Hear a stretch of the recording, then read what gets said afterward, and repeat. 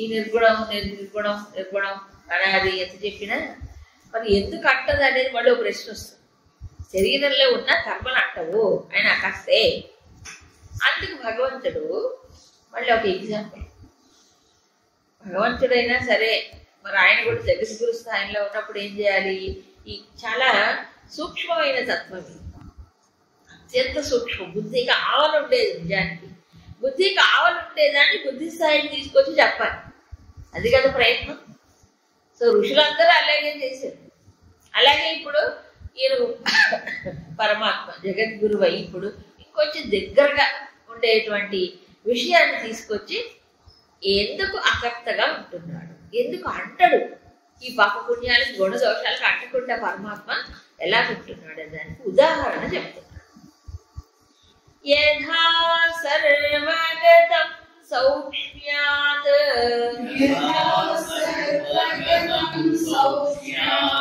ఆకాశం నోపలిప్యతే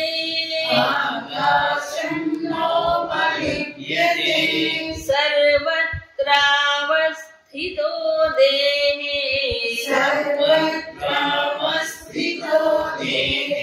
తథాత్మానోపలిప్యతే.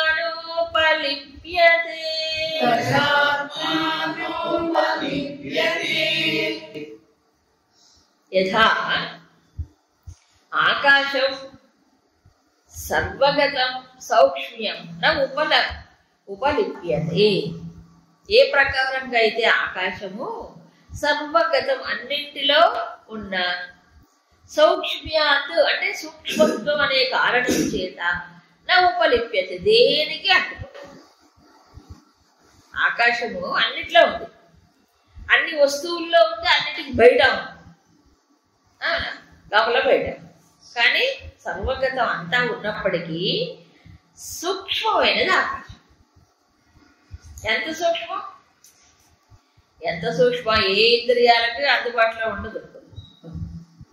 మనస్సు కాస్త ఊహించుకోవాల్సిందే, మనస్సు అయినా అవునా, ఊహించుకోవాల్సిందే, అంత సూక్ష్మం. కాబట్టి సూక్ష్మమైనటువంటిది ఎప్పుడూ కూడా స్థూలమైనటువంటి దాని చేత స్పృశించబడదు. ఇది సూక్ష్మం, ఇది సూత్రం, అవునా కదా.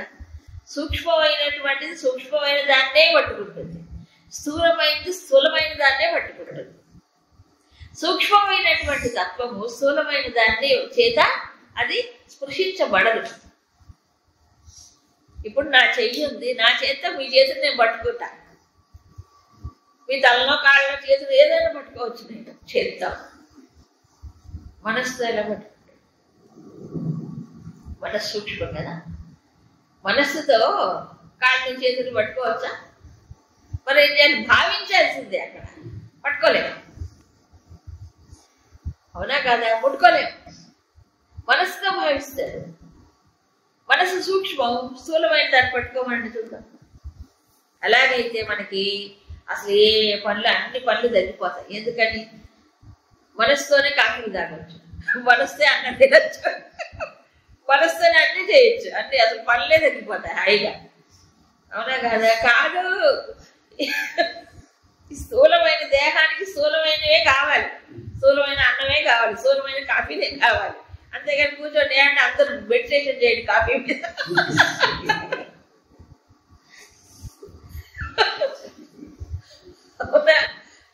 చేయగలరా? కడుపు నిండుతుందా పింఛన్ మన అంటున్నాడు అది, అవునా కదా. ఎందుకు? ఈ స్థూలమైన సూక్ష్మం. కాబట్టి సూక్ష్మమైనటువంటిది ఎప్పుడు స్థూలమైన దాన్ని తాకదు, స్పృశించదు, ఏమి చేయదు. మరి సూక్ష్మాన్ని తాకుతుంది.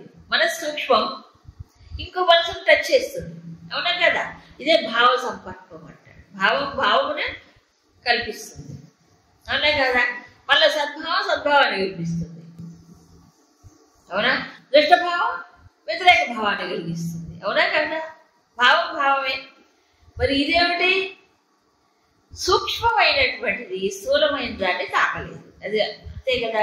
ఆకాశం ఎంత సూక్ష్మం, అన్నిట్లో ఉంది ఆకాశం. సర్వము సర్వగతం. ఆకాశము లేని చోట ఏమన్నట్టు చూపించాడు. చోటు అంటేనే ఆకాశం, చోటు అంటేనే ఆకాశం. ఆకాశం లేని చోటు ఎక్కడ ఉంటుంది? ఉండదు కదా. మరి అంతటా ఉన్నది కదా.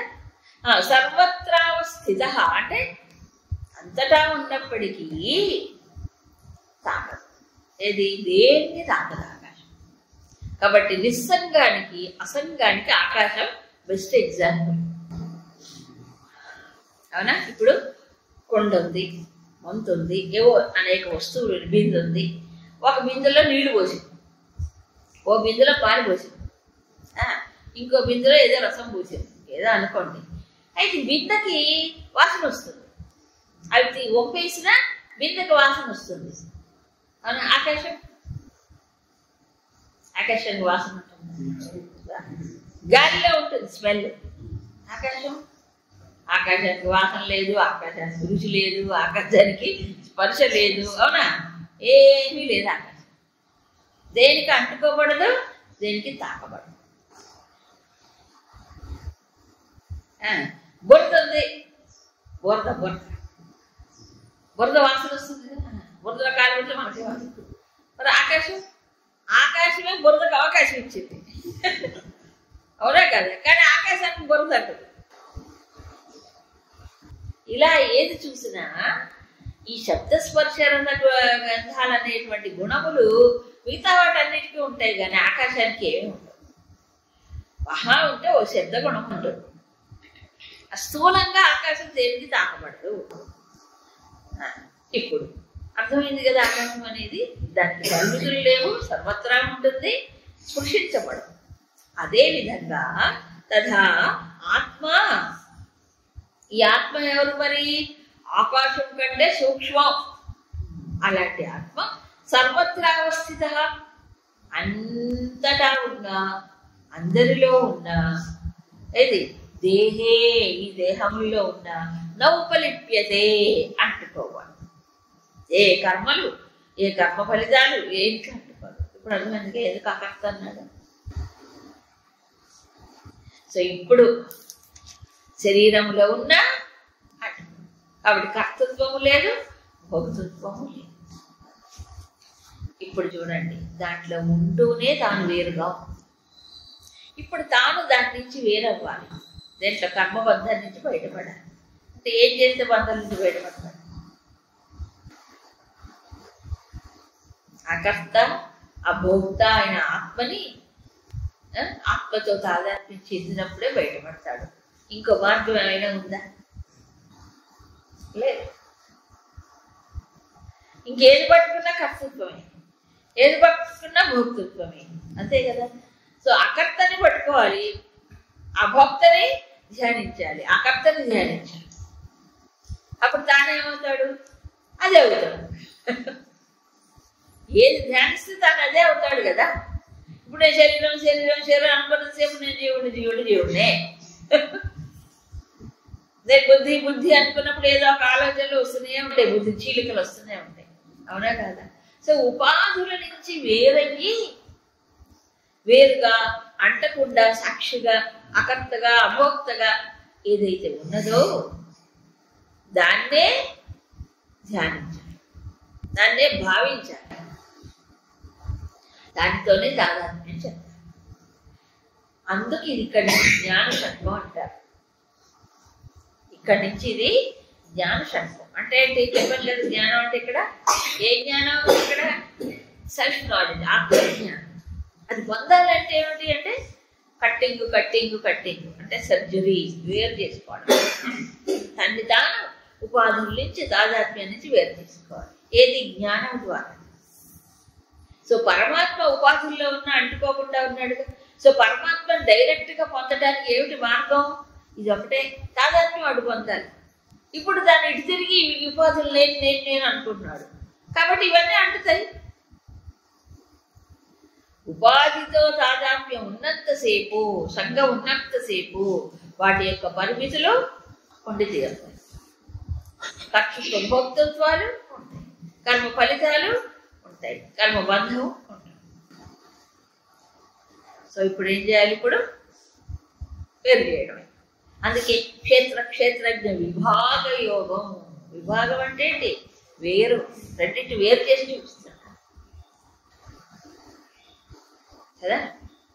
సో భగవద్గీత అందుకే గొప్ప శాస్త్రం. సర్వశాస్త్రములు సమన్వయం అవుతాయి ఇక్కడ. ఇంత స్పష్టంగా మనకి ఎంత చదివినా రాదు.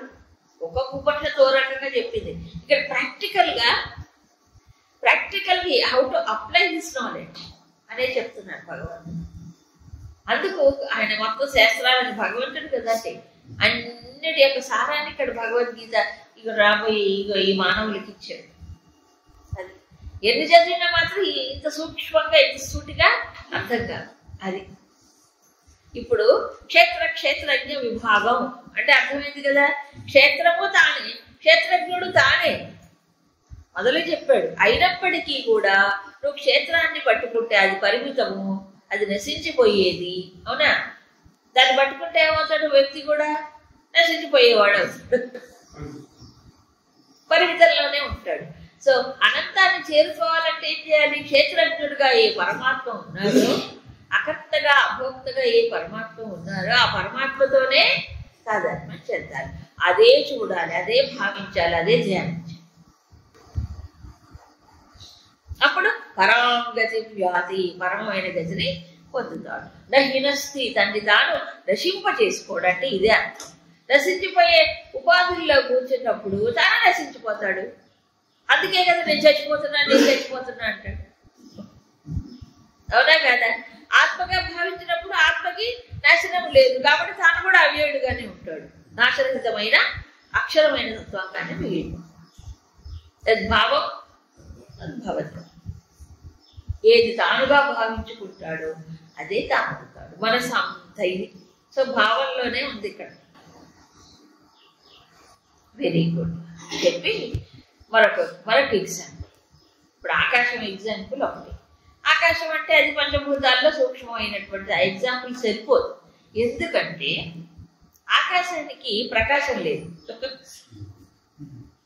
ప్రకాశం వ్యాపకత్వం ఉంది కానీ ప్రకాశం లేదు. మరి పరమాత్మ మరి ఏమిటి? అంత వ్యాపించిన వాడే, కానీ ఆయనకి ఏముంది? ప్రకాశం. అన్నిటినీ ప్రకాశంపు చేస్తాడు ఉపాధి. అవునా కదా? అందుకని మరొక ఉదాహరణ చెప్తున్నారు. యథా ప్రకాశయత్యేకః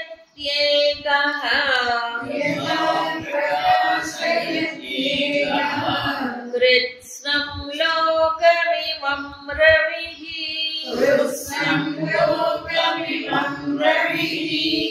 క్షేత్రం క్షేత్రీ దధా కృత్స్నం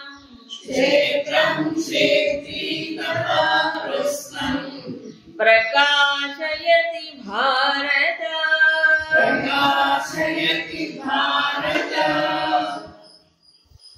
యథా ఏ విధంగా అయితే రవి అంటే సూర్యుడు ఏమవుతున్నాడు? ఇమం కృత్స్నం లోకం, ఈ మొత్తం జగత్తుని లోకాన్ని అంతటినీ కూడా ప్రకాశింపజేస్తున్నాడు. ఎలాగూ? ఏకం, ఒక్కడే, ఏకహ, ఒక్క సూర్యుడే. అవునా? ఒక్క సూర్యుడే ఈ మొత్తం లోకాన్ని ప్రకాశింపజేస్తున్నాడుగా. తథా అదే విధంగా క్షేత్రం క్షేత్రీ అంటే క్షేత్రంలో ఉన్న ఆయన క్షేత్రజ్ఞుడిని అనుకోండి, అంతేగా. క్షేత్రం క్షేత్రి అన్నిటినీ కూడా ప్రకాశింపజేస్తున్నారు. ఎవరు ప్రకాశింపజేస్తున్నారు? పరమాత్మ. ఇక్కడ క్షేత్రీ అని అన్నాడు. క్షేత్రి అంటే ఎవరు? క్షేత్రంలో ఉన్నవాడు. అవునా? పరమాత్మ ఏం చేస్తున్నాడు? క్షేత్రం కృత్స్నం అంటే మొత్తం క్షేత్రాన్ని కూడా క్షేత్రి అనే పదానికి ఇక్కడ క్షేత్రజ్ఞుడైన పరమాత్మ అని చెప్పుకోవాలి. ఇక్కడ ఏం చెప్పుకోవాలి? క్షేత్రజ్ఞుడైనటువంటి పరమాత్మ కృత్స్నం క్షేత్రం అంటే మొత్తం క్షేత్రాన్ని ఒక్కడే ప్రకాశింపజేస్తున్నాడు. అప్పుడు సరిపోతుంది ఎగ్జాంపుల్. ఒకే సూర్యుడు ఈ మొత్తం జగత్తును ప్రకాశింపజేసినట్లుగా క్షేత్రి అంటే కూడా క్షేత్రజ్ఞుడు అని అర్థం. ఒకే క్షేత్రజ్ఞుడు, ఒకే క్షేత్రి. ఆయన ఏం చేస్తున్నాడు? కృత్స్నం క్షేత్రం, మొత్తం క్షేత్రాన్ని ప్రకాశింపజేస్తాడు. కరెక్టే. అది మొదలే చెప్పాడు, సర్వక్షేత్రేషు క్షేత్రజ్ఞం మాం విద్ధి. అన్ని క్షేత్రాల్లో ఉండే క్షేత్రజ్ఞుడు నేనే అని చెప్పాడు కదా. అదే మాట చివరిలో కంక్లూడ్ చేస్తున్నాడు. అవునా? మొదట్లో ఏం చెప్పాడు, చివరిలో అదే చెప్తాడు.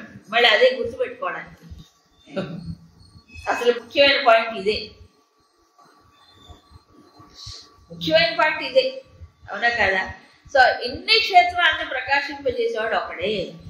ఒక సూర్యుడు ఈ మొత్తం జగత్తును వెలిగించట్లే? ఎంతమంది సూర్యులు ఉన్నారు? మరి ఒక బల్బ్ పెట్టేశాడు ఆయన చాలు. మెగా మెగా మెగా బల్బ్ ఏమనాలి, పేరు కూడా చెప్పలేదు. ఎంత శక్తి, తరగని శక్తి, అవునా కదా? ఒక సూర్యుడే మొత్తం. అవునా? భూమి, ఆ భూమి ఏమిటి, మిగతా గ్రహాలన్నింటినీ కూడా ఎలా అందుకే విభూతి, అందుకే విభూతి. జ్యోతిషాం రవి రంశిమాన్ చెప్పలే, అందుకే ఆ ఎగ్జాంపుల్ చెప్పాడు. సూర్యుడుకి స్వయం ప్రకాశం ఉంది, అవునా? ఒక్క సూర్యుడే మొత్తాన్ని వెలిగిస్తున్నాడు. అదే విధంగా ఒక్క పరమాత్మే. ఇక్కడ క్షేత్రి అంటే ఎవరు? పరమాత్మ, క్షేత్రజ్ఞుడు అని అర్థం. అన్ని క్షేత్రాలు. సో అప్పుడు అన్ని క్షేత్రాల్లో అన్ని ఉపాధుల్లో ఉన్నటువంటి వాడు ఒక్కడే పరమాత్మ. సో ఎక్కడ ఎవరు ఏది తెలుసుకున్నా పరమాత్మే ఆయన వాళ్ళని, అవునా? ఒకడు జ్ఞానం పోతాడు, ఇంకో జ్ఞానం పోయి, జ్ఞానాలు వేరుగా ఉన్నాయి, తెలుసుకోబడే విషయాలు వేరుగా ఉన్నాయి, కానీ లోపల ఉండే పరమాత్మ ఒకటే. అందుకే బుద్ధిమతామస్మి చెప్పలే, తేజస్వినామహం అంటే బుద్ధిమంతుల్లో ఉండే ధీశక్తి నేను, తేజవంతుల్లో ఉండే తేజస్సు నేను చెప్పలే. బలవంతుల్లో ఉండే బలాన్ని నేను. ఒక్కొక్క ఉపాధిలో ఒక్కోటి బయటికి వస్తుంది, కానీ వాటన్నిటికీ మూలం ఒక పరమాత్మ. ఇప్పుడు ఈ ఏకమైనటువంటి పరమాత్మ అన్ని క్షేత్రాల్లో అన్నిటి ప్రకాశింపజేస్తున్నాడు కదా. అక్కడ ఏంటంటే తెలుసుకుంటున్నాడు అనే పదం వాడారు, ప్రకాశం వాడకుండా.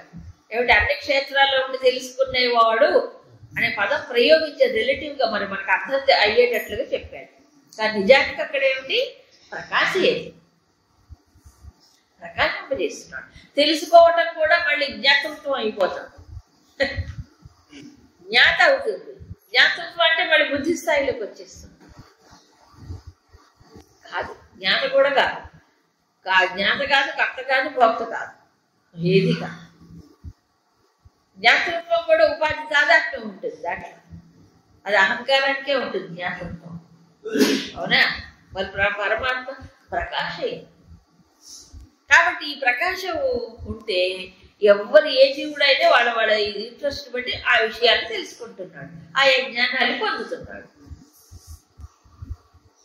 అంతే, దేన్నైనా ప్రకాశం. ఏం లేదు, టార్చ్ లైట్ ఉంది, దాన్ని చీకట్లో ఎటువైపు ఫోకస్ చేస్తే ఆ వస్తువే కనిపిస్తుంది, అవునా కదా? అట్లాగే ఈ బుద్ధి ఎటు తిప్పితే దానికి సంబంధమైన జ్ఞానం వస్తుంది. అంతే.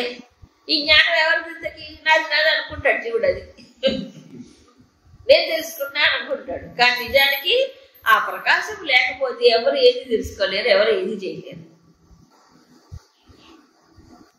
అన్ని ఎక్కడికి పోయినా చూడండి, ఆ దేవతలు కావచ్చు, ఋషులు కావచ్చు, మునులు కావచ్చు, సామాన్యుడు కావచ్చు, పాపాత్ముడు కావచ్చు, చిన్నపిల్లలు కావచ్చు, జంతువులు, ఏదైనా సరే అన్ని ఉపాధులలో సర్వక్షేత్రేషు అన్నాడుగా. సో ఎంతమంది ఉన్నారు ఇప్పుడు, ఎంతమంది ఉన్నారు ప్రకాశం చేసేవాడు, ప్రకాశించేవాడు ఒకడే. మిగతా ప్రకాశం లేనివే, ఉపాధులకి ఏమి ప్రకాశం లేదు, నిజానికి ఒక్కటే ప్రకాశం. ఆశ్చర్యం కదా, అవునా? కానీ వీడేమనుకుంటున్నాడు, ఈ బల్బులన్నీ నేనే ప్రకాశిస్తాను, అవునా? ఈ ప్రకాశం నాదే అనుకుంటున్నాడు. ఎవరు వాళ్ళు, ఏ బల్బు ఆ బల్బు ఏమనుకుంటుంది, నేనే ప్రకాశిస్తున్నా, I'm shining, I too shine అవునా? షైన్ అవ్వాలి, షైన్ అవ్వాలి. షైన్ అవ్వాలంటే ఏంటి వాళ్ళ ఉద్దేశం? అసలు నీకు షైనింగే లేదు, అది గుర్తించడమే జ్ఞానం. అవునా కాదా? దాన్ని లేకపోతే ఈ ఆరాటాలు ఎంత ఆరాటం పోరాటం ఇవన్నీ దేనికి షైన్ అవ్వడానికి. అందుకే 10వ అధ్యాయంలో మాట చెప్పాడు, యజ్జద్ విభూతి మత్సత్వం శ్రీమదూర్జితమేవ తద్దదేవావగచ్చత్వం మమ తేజోంశ సంభవం. చెప్పలే? ఎక్కడెక్కడైతే విభూతి గొప్పగా వైభవం కనిపిస్తుందో, తర్వాత సంపద కనిపిస్తుందో, శ్రీ ఇవన్నీ ఎక్కడెక్కడ గొప్పతనం విశిష్టత కనిపిస్తే అదంతా నా తేజస్సు యొక్క అంశమే. అంశమే కదా. అందుకు అప్పుడు ఏమైతే ఉపాధుల్లో తేడా కనిపిస్తుంది. ఎందుకు ఆయన తేజస్సే ఇదంతా ఈ రకంగా అక్కడ వ్యక్తం అవుతుంది. ఎందుకు ఉపాధుల యొక్క కృషిని బట్టి ఉంటుంది. అదే ఉపాధులు వాడుకోదాన్ని బట్టి అక్కడ అది వ్యక్తం అవుతుంది. ఉపాధి ఎటువైపు తిప్పితే ఏ కార్యం చేస్తే అక్కడ అది వ్యక్తం అవుతుంది. అవునా కాదా? ఉపాధుల్లో ఉండే గుణము, వాళ్ళు చేసేటువంటి సాధన, వాళ్ళు చేసే కృషి ఎటు తిప్పితే అటు ఆ ప్రకాశం ఆ రూపంలో వ్యక్తం అవుతుంది. అంతే.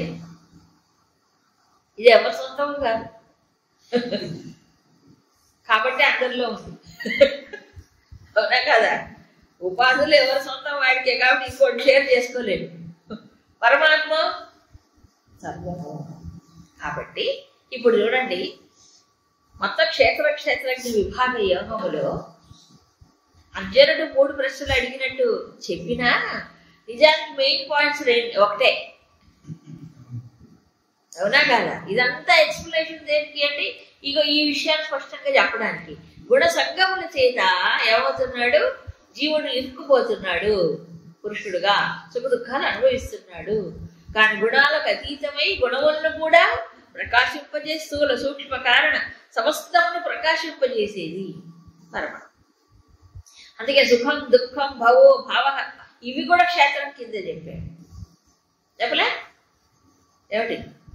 వికారములు, మనస్సు దాని యొక్క వికారములు, సుఖం దుఃఖం, ఇంకేమంటారు, ఇచ్ఛా ద్వేషములు, ఇవన్నీ ఎక్కడ వస్తాయి? మనసులో ఉంటాయి, బుద్ధిలో ఉంటాయి. దాన్ని కూడా ప్రకాశింపజేసే పరమాత్మ లోపలే ప్రకాశింపజేసే. ఇప్పుడు దృష్టి ఏమైపోయింది? ఫీల్డ్లోకి వెళ్ళిపోయింది. ఇచ్ఛా ద్వేషములు వీటిలోకి వెళ్ళిపోయింది అనుకోండి, అప్పుడు చుట్టుకుపోతుంది. ప్రకాశింపజేసే పరమాత్మ వైపు దృష్టి మళ్ళించినప్పుడు అంతే.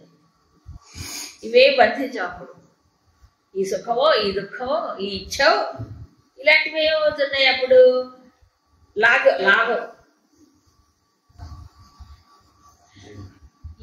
ఇదే ధ్యానం. ఇప్పుడు ఒకళ్ళకు కోపం వచ్చింది, క్రోధం వచ్చింది, లేదా ఓ ద్వేషం వచ్చింది, ఇంకేదో వచ్చాయనుకోండి, ఇచ్చ కలిగింది. అవునా? ఇప్పుడు ఇచ్చతో చేయగలిగినప్పుడు ఏమవుతుంది? వెంటనే ఇంప్లిమెంటేషన్కి వెళ్ళిపోతుంది. అవునా? ఇదిగో ఇచ్చ అంటే ఏంటప్పుడు ఆ కోరిక ఏమైంది? ఇప్పుడు దాంతో చేయగలిగినప్పుడు నాదైంది, నాదవలే అయినప్పుడు వెంటనే ఏం చేస్తుంది మనసు? దాన్ని తీర్చుకోవాలి కదా, ప్లాన్ వేసుకుంటుంది. వేసుకోదా? ప్లాన్ వేసుకొని ఇంప్లిమెంటేషన్లోకి వెళ్ళిపోతుంది. సో ఇచ్చ పైకి లేచిందో సంకల్పం, దాన్ని ఏం చేయాలి? అప్పుడు నాన్ కోఆపరేషన్ అంటే ఏంటి? చేయగలపొద్దు, సహాయ నిరాకరణ ఉద్యమం. మాతాజీ ఇదే పదం చెప్పేవారు. గాంధీ గారు బ్రిటిష్ వాళ్ళకి ఎగేసుగా సహాయ నిరాకరణ ఉద్యమం చేసి వాళ్ళు సహకరించుకుంటారు. ఇది సాధకుడు చెయ్యాలి. దేనికి? ఈ ఉపాధులకి సహకరించద్దు. సహకరిస్తే అవి ఊరుకుంటాయా? నన్ను చూడు, నన్ను పట్టుకుని అవునా? ఊరుకోదు. మనం దానిపైన దాన్ని అందుకే ఇగ్నోర్ అన్నాడు. ఇగ్నోర్ చూసే వెంటనే పట్టేసుకుంటాం. ఏదైనా అంతే. కోపం వచ్చింది. ఎవరికి వచ్చింది కోపం? నాకు వచ్చిందంట. ఎందుకు? మనసులో ఒక వృత్తి, క్రోధం అనేది ఒక ఆలోచన. అవునా కదా? ఈ ఆలోచన ఎవరు ప్రకాశింపజేస్తున్నారు? ఎవరు? పరమాత్మ. అవునా కాదు? పరమాత్మ ఈ ప్రకాశింపజేస్తున్నాడు, ఇది ప్రకాశింపబడుతోంది, నేను తెలుసుకుంటున్నాను, అంతే. నాకు తెలియబడుతున్నది. అవునా? తెలియబడే దాంతో నువ్వెందుకు చేయగలుగుతున్నావు? తెలుసుకోవడం వదిలే. తెలిసింది కదా. కాబట్టి ఏం చేయాలి? ఇప్పుడు ఇటు చూడాలి. అప్పుడు ఏం జరుగుతుంది చెప్పండి? అది నిలవదు. దానికి హ్యాండ్ ఇవ్వట్లేదు, గడిపడిపోతుంది వెంటనే. దానికి హ్యాండ్ ఇస్తే లాగిపారేది, దానికి చెయ్యిపోకపోతే, సాధారణ చెందకపోతే నిలవదు. బలాన్ని ఇచ్చేది ఎవరు? ఆలోచనకి చెప్పండి. నేనే ఇస్తున్నా బలాన్ని. బలాన్ని ఇవ్వటమే కాదు, దాని మీద ధ్యానం.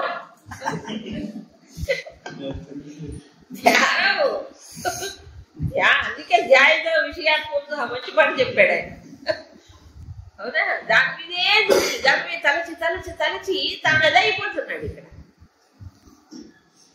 దాన్ని వదిలేసే నీ మొహన్న చూడకపోతుంది. ఏదైనా అంతే. అందుకే యోగారుడిని ఏమన్నాడు అక్కడ? సర్వ సంకల్పం త్యజించటమే అన్నాడు. ఏ సంకల్పానికి చేయకపోతుంది. అప్పుడు ఏమవుతుంది తెలుసా? ఆయన సంకల్పం పనిచేస్తుంది. అవునా? ఆయన సంకల్పం పనిచేస్తుంది. కాబట్టి ఇవన్నీ ఎన్నో ఉన్నాయి సృష్టిలో. కానీ ఇన్నింటినీ ప్రకాశింపజేసేది ఒకటి క్షేత్రజ్ఞుడు.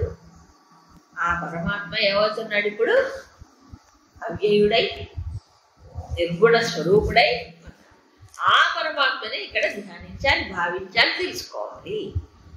అప్పుడే జ్ఞానం ఏమవుతుంది? పరిపూర్ణం అవుతుంది. అందుకే తర్వాత చూడండి శ్లోకంలో ఫలశ్రుతి లాగా ఒక రకంగా క్షేత్ర క్షేత్రజ్ఞయోరేవం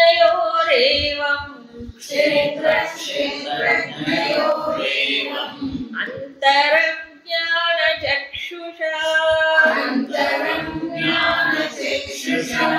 భూత ప్రకృతి మోక్షం చ ఏ విదుర్యాంతి తే పరం.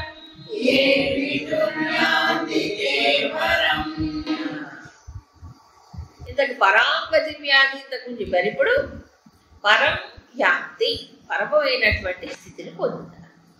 ఎప్పుడు? జ్ఞాన చక్షుషా, జ్ఞాన దృష్టి చేత క్షేత్ర క్షేత్రజ్ఞయో అంతరం. క్షేత్రము క్షేత్రజ్ఞుడికి తేడాని, భేదాన్ని, భూత ప్రకృతి మోక్షంచ అంటే భూత ప్రకృతి అంటే సర్వ ప్రాణులు ఉన్నాయి కదా, పంచభూతాలు కావచ్చు, ప్రాణులు కావచ్చు. ఈ ప్రకృతి ఏదైతే ఉందో దాంట్లో నుంచి మోక్షం అంటే విడుదల పొందడం. ఎలాగో చెప్పాడుగా. ఇప్పుడు ఈ రెండింటిని తెలుసుకున్నప్పుడు వాడు ఏమవుతాయి? పరం యాంతి. ఇలా తెలుసుకున్నవాడు పరమైనటువంటి స్థితిని పొందుతారు. ఇది గమ్యం, ఇది లక్ష్యం. ఈ జ్ఞానం ఎందుకు ఇచ్చారు? భగవంతుడు పరమైనటువంటి గతిని పొందాలి. అయితే ఏం చేయాలి? తెలుసుకోవాలి. ఎలా? జ్ఞానచక్షుగా సరా. సో క్షేత్ర క్షేత్రజ్ఞుల యొక్క భేదాన్ని చూడాలి. ఇక్కడ దేంతో? జ్ఞాన దృష్టితోనే చూస్తాం. ఇంతకుముందు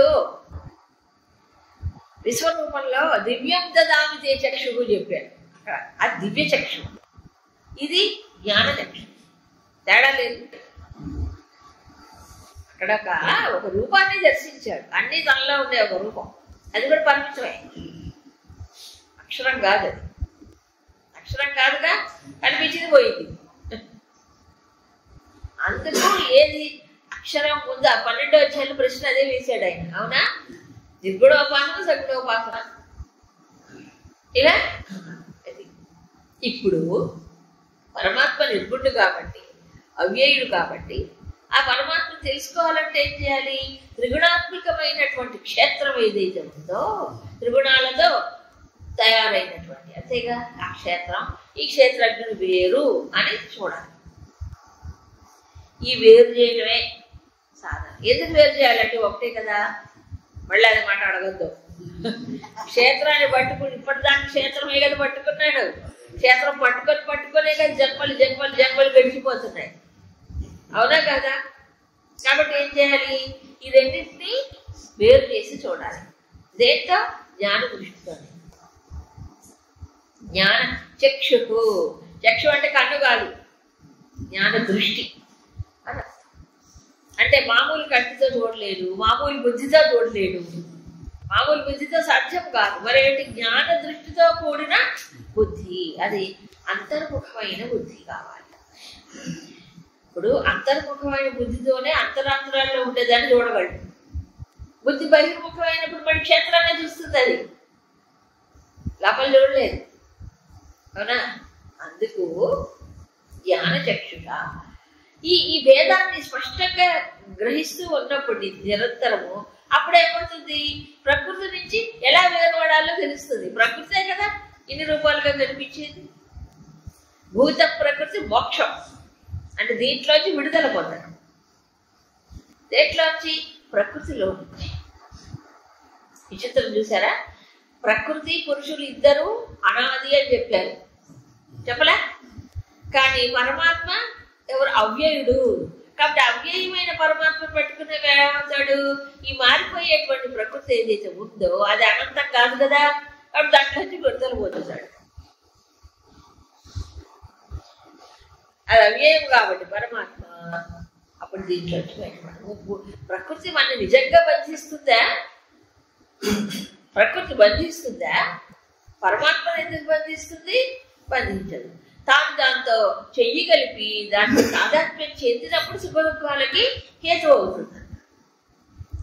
దాన్ని వేరుగా చూసినప్పుడు సుఖం దుఃఖం అనేది కూడా ప్రకృతే, ప్రకృతిలో భాగమే, క్షేత్రంలో భాగమే.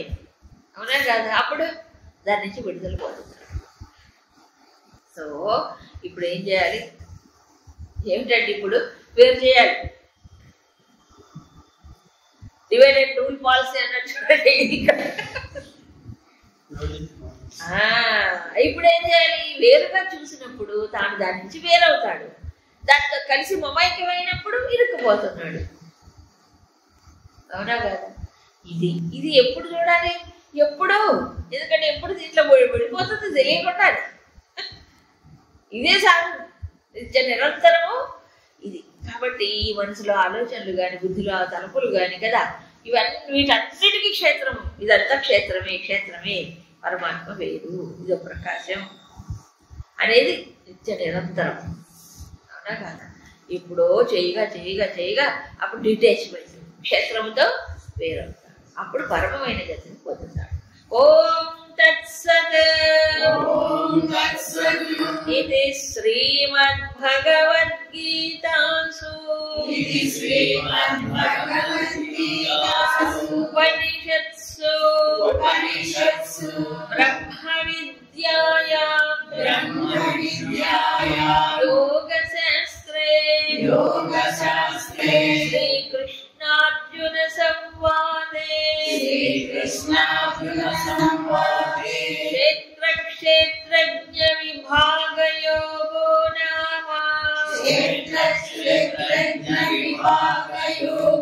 నామ త్రయోదశోऽధ్యాయః.